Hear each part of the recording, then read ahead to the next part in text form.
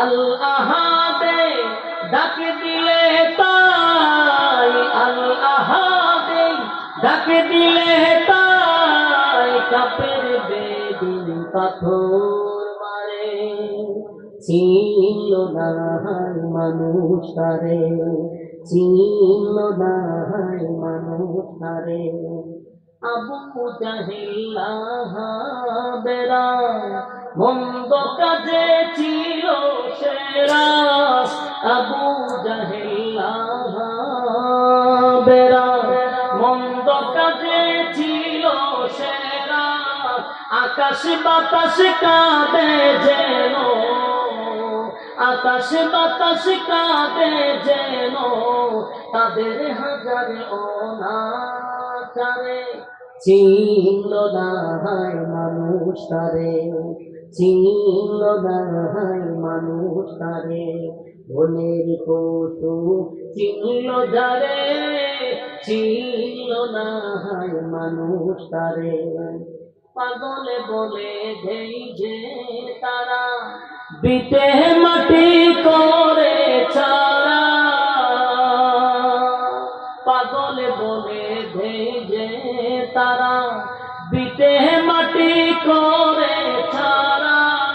নানা রকম দেয় প্রবাদ, নানা রকম দেয় প্রবাদ, লাঞ্ছনা দেয় বারে বারে। চিনল না মানুষ তারে, চিনল না মানুষ তারে। বনের পশু চিনল যারে, চিনল না মানুষ তারে, চিনল না মানুষ তারে। ঠিক না? বনের পশু পাখিরা, বেড়া বকরিরা আমার নবীর দেখায় ব্যতীত হইয়া কান্দে রে। কিন্তু আবু জাহেল আবু লাহাব উতবা ও সাইবা আমার নবীরে পাগল পাগল বইলা পিতা বাড়ি ছাড়াইছে। আমার নবী চোখের পানি গুলা লইয়া বাপ দাদার বিটা ছেড়ে সুদূর মদিনার দিকে রওনা দিল এক বুক ব্যথা লইয়া। আর খানা কাবার দিকে তাকায় বলে মালিক,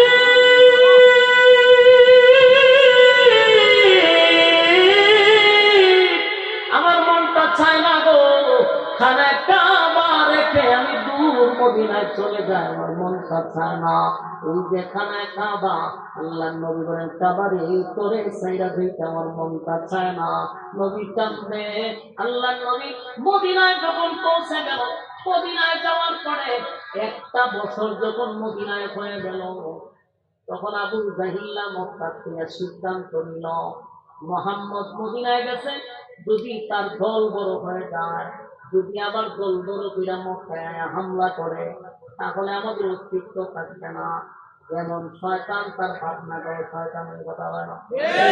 কত সাল্লাহ নবী সব সাইরা দিয়া মদিনায় গেছে। আবু জাহেলের সেখানে ঘুম নাই, যদি মুহাম্মদ আবার ফিরে আসে।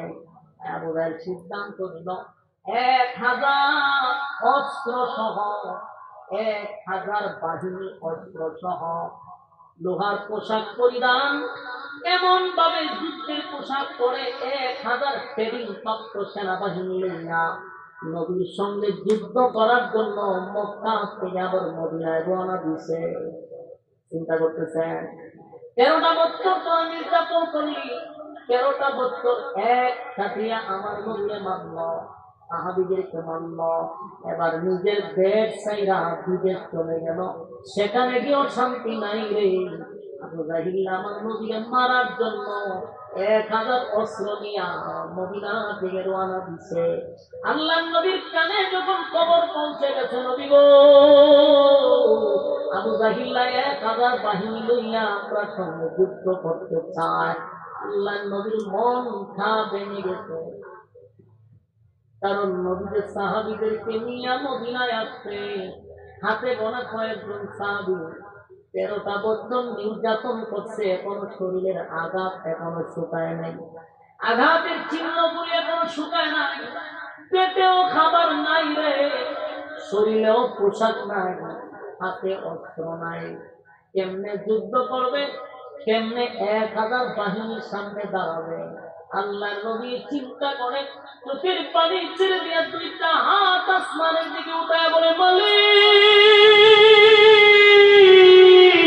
40টা বছর আমি চুপ ছিলাম গো, আপনার অর্ডারে 13 বছর নির্যাতন সহ্য করছি আপনার অর্ডারে। আল্লাহ আপনি আবার অর্ডার দিচ্ছেন মদিনায় আসতে, মদিনায় আসলাম আপনার অর্ডারে। আমার হাতে গোনা কয়েকজন সাহাবী, পেটে খাবার নাই, শরীরে পোশাক নাই, হাতে অস্ত্র নাই। আল্লাহ 13 বছরের আঘাতের চিহ্ন আমার উম্মতের মধ্যে এখনো দৃশ্যমান। আমার এই সাহাবীদের উপরে যদি 1000 ট্রেনিং প্রাপ্ত সেনাবাহিনী হামলা করে, যদি আমার কলিজার টুকরা সাহাবীরা শাহাদাত বরণ করে গো মালিক, বলো না তোমার জমিনে কি আল্লাহ বললে ওরা আর কেউ থাকবে? আল্লাহ নবীর হৃদয় বিদারক কান্না, আসমান জমিন যেন বাড়ি হয়ে গেছে।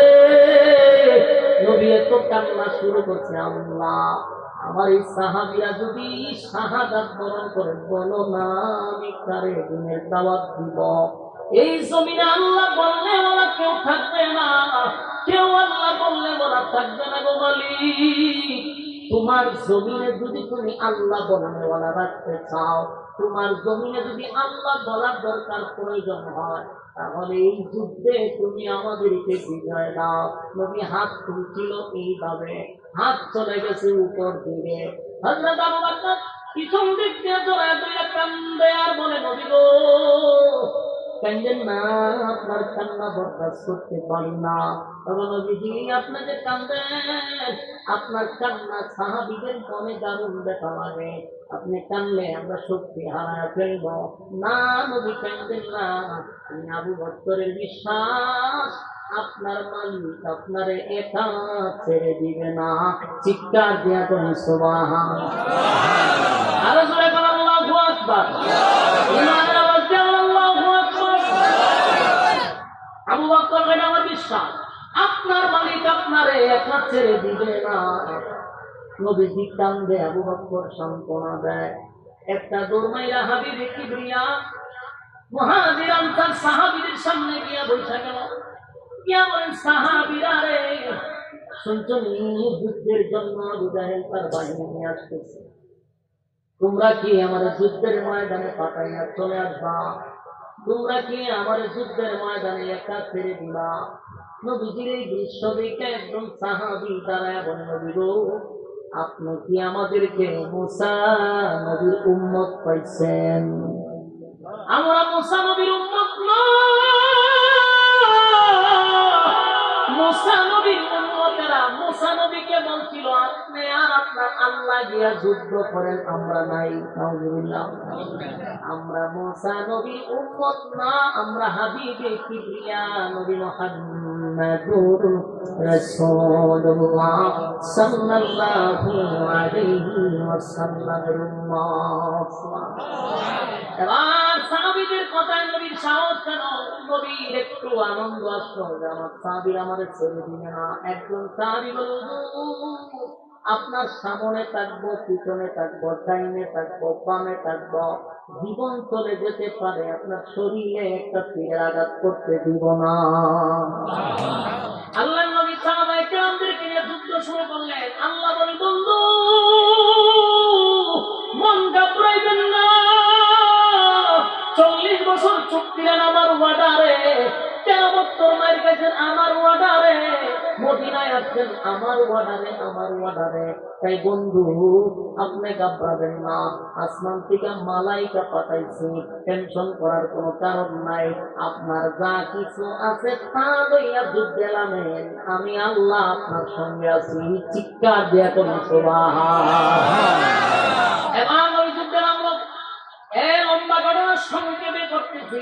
যুদ্ধে যখন শুরু হয়ে গেল, সাহাবীরা খেজুরের ডাল লইয়া নামছে, তরবারি নাই, অস্ত্র নাই। খেজুরের ডাল লইয়া আল্লাহু আকবার বলে যখন মাঠে নামছে, কুচি কাটা শুরু করছে, কুচি কাটা। হাজার হাজার সেনাবাহিনী আবু জাহেলের অস্ত্র সহ, পোশাক সহ, কেরিং তত্ত্ব সবগুলারে কুচি কাটা শুরু করছে। ইমানদার ছুটাছুটি শুরু করছে, পালাইয়া দৌড়াইতে লাগলো, পাগল পাগল হইয়া বাহিনীরা দৌড়াইয়া পলায়। এদের মধ্যে একজন ডাকিয়া ভাই দাঁড়া, আমরা 1000 অস্ত্র আছে, পালাস কেন? এদের সঙ্গে যুদ্ধ করা সম্ভব না। বলে কেন? এরা তরবারি তুলে একটা আসমান থেকে লামে 70টা।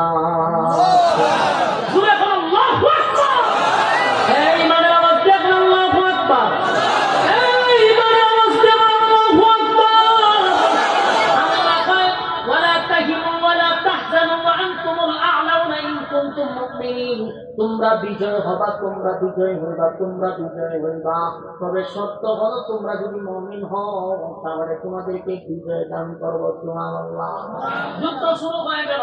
আল্লাহ বদরের যুদ্ধ 313 জন দিয়া একেবারে বিজয় দিয়া দিচ্ছে। এরা এমন পরাজিত হয়েছে যে ইমানদার, কেউ জাহান্নামে চলে গেছে, কেউ বন্দী হয়েছে, কেউ পলায়া গেছে। আর ইতার নেতৃত্বে ছিল আবু জাহেল। নেতৃত্বে কে ছিল?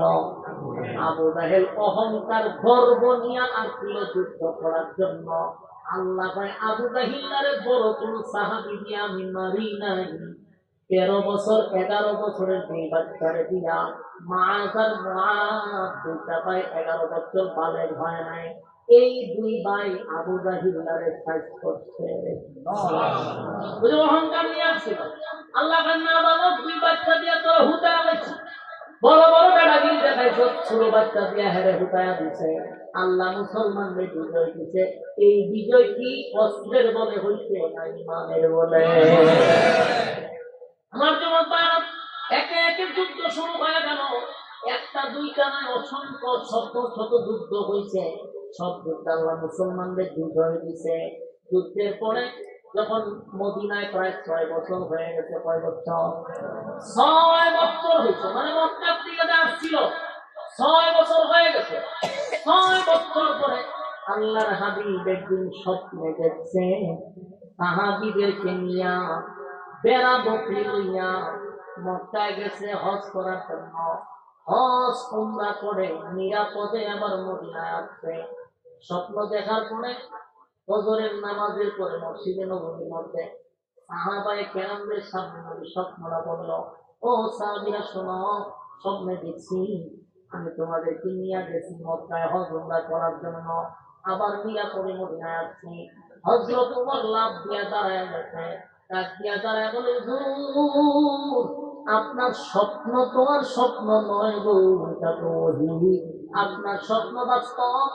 6টা বছর হয়ে গেল নিজের মায়ের দেশ, বাবার দেশ, দাদার দেশ, দুটা বাড়ি ছাইরা আছি, আজও মক্কায় যেতে পারি নাই। আপনি যেহেতু স্বপ্নে দেখছেন, নিরাপদে গেছেন, নিরাপদে আসছেন, তাহলে বাস্তব। চলুন আমরা হজ উমরা করতে যাব।